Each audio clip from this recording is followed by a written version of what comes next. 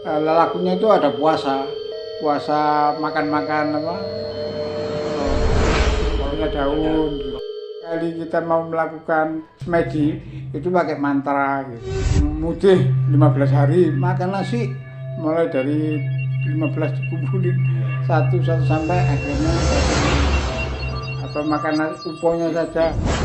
Nah kalau sudah suci nanti akan bisa mengalami bertemu sama Tuhan, bertemu sama Gusti. Saat saya melakukan semedi gitu dalam jangka waktu berapa menit gitu ya, itu langsung kayak seperti masuk ke suatu ruangan yang sepi gitu. Dari saya itu keluar, yaitu itu apa Gusti.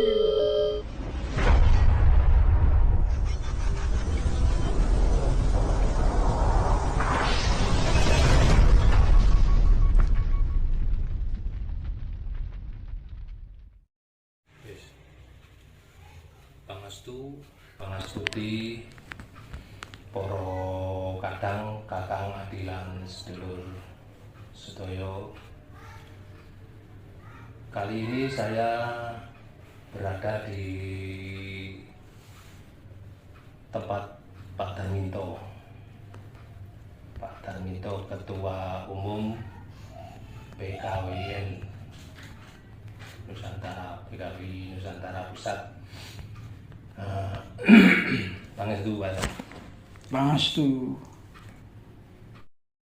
Sosok seorang Pak Darminto sebagai Ketua Umum PKWI Nusantara, kita sekedar ingin mengenal lebih jauh tentang Pak Darminto. Karena apa?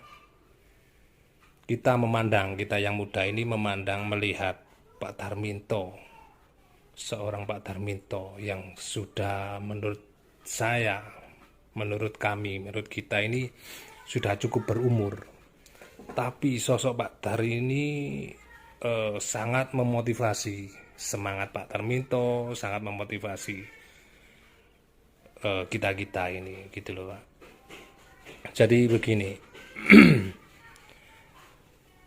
Pertama saya ingin tahu saja Bang, jenengan melebat KWI Yusuf pinten Pak?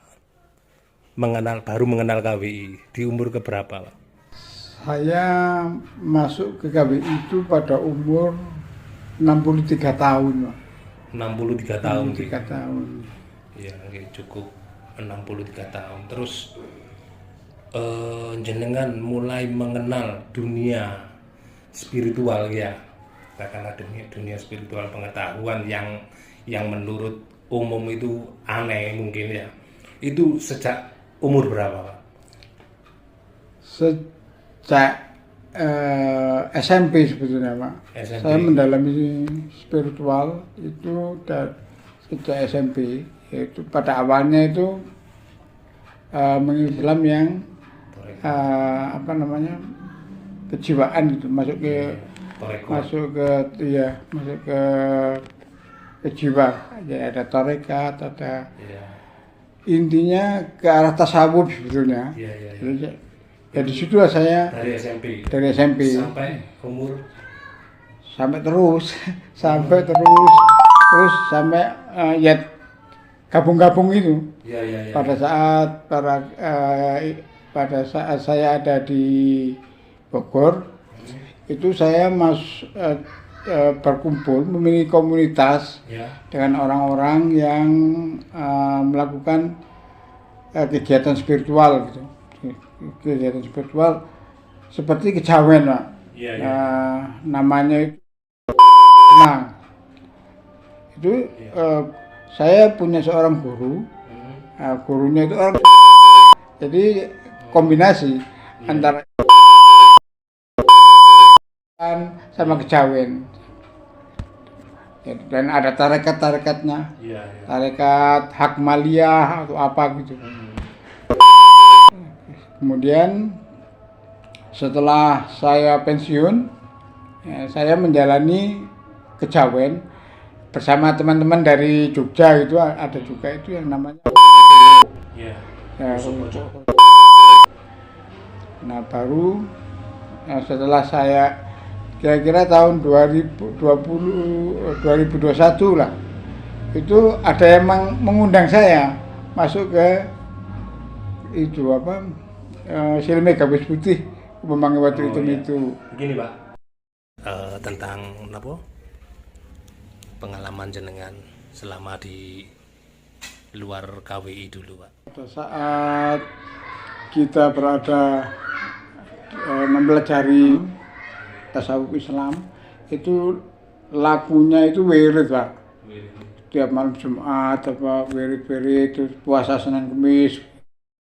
Di waktu kita berada di yang bukan syariat apa, ada tarekat, ada hakikat lah ya. Tapi memang ada apa namanya, tidur di kuburan gitu. Oh ada. Ada.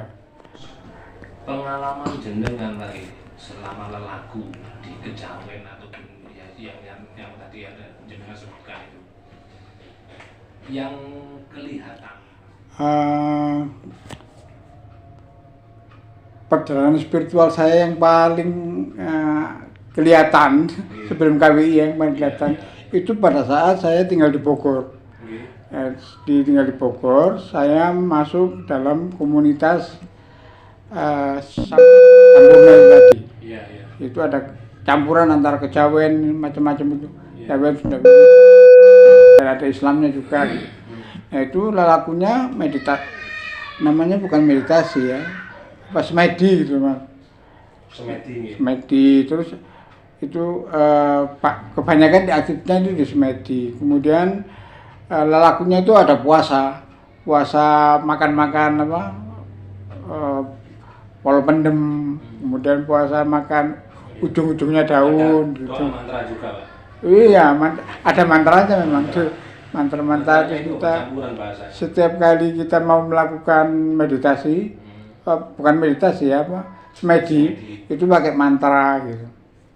Ada mantra-mantra yang kita banyak yang kita hafalkan akhirnya. Iya, Jawa dan bahasa. Iya, Campuran itu. Ada puasa yang mutih 15 hari, makan nasi mulai dari 15 dikumpulin satu sampai akhirnya satu paling itu, atau makan uponya saja. Tujuannya apa Pak waktu itu? Menurut ini katanya pembersihan diri. Jadi seperti kalau di dalam Islam seperti Nabi Muhammad yang mau Isra Mi'raj itu kan disucikan dulu. Nah itu katanya pensucian diri. Nah kalau sudah suci nanti akan bisa mengalami bertemu sama Tuhan, bertemu sama Gusti di dalam diri manusia itu. Kan kalau menurut ajaran itu kan Tuhan itu ada dua dimensi Mas. Ada dimensi transenden, itu absolut yang nggak bisa dikenal. Ada dimensi imanen, itu yang ada di dalam diri manusia katanya. Nah disitulah nanti kita bisa bertemu. Dan saya juga sudah mengalami kayak begitu.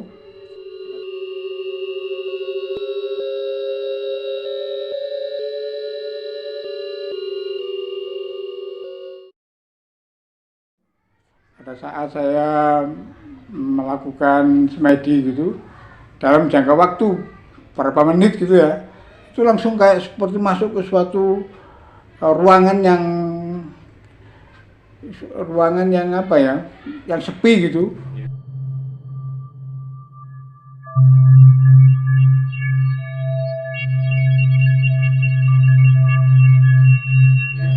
Kayak ada helikopter gitu masuk, terus berhenti di suatu tempat.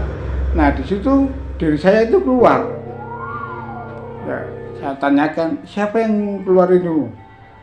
Ya itu apa Gusti itu kan, yang dilihat itu Gusti itu kan wajahnya mirip dengan kamu kan, ya itu Gustimu katanya. Kata guru saya itu begitu.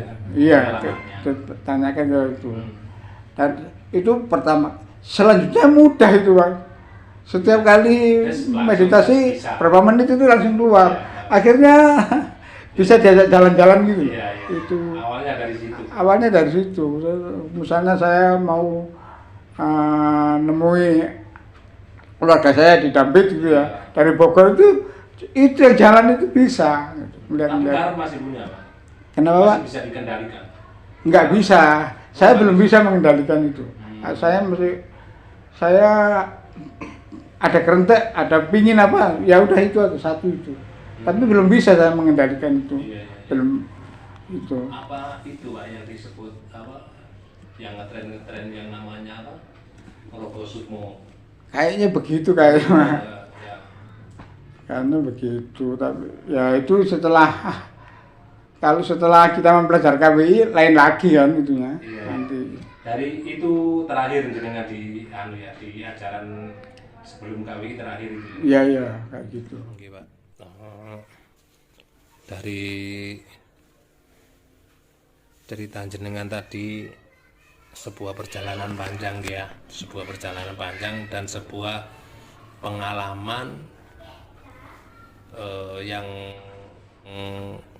hebat ya di masa itu, karena menurut saya yang namanya Ngroko Sukmo itu sebelum mengenal kesejatian tentu itu yang diburu, yang tujuan orang pada umumnya kalau bisa dibilang sudah tercapai lakunya gitu loh, seperti sudah puncaknya gitu. Terus ngeten, Pak,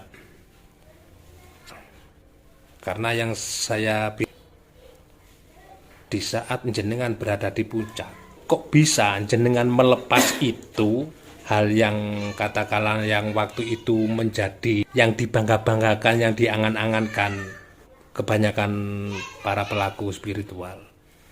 Tapi jenengan kok justru berani melepas itu dan masuk ke yang itu tidak ada ya, karena di situ tidak ada kesaktian dan semuanya kita nol, katakanlah kita buang semua, tentu.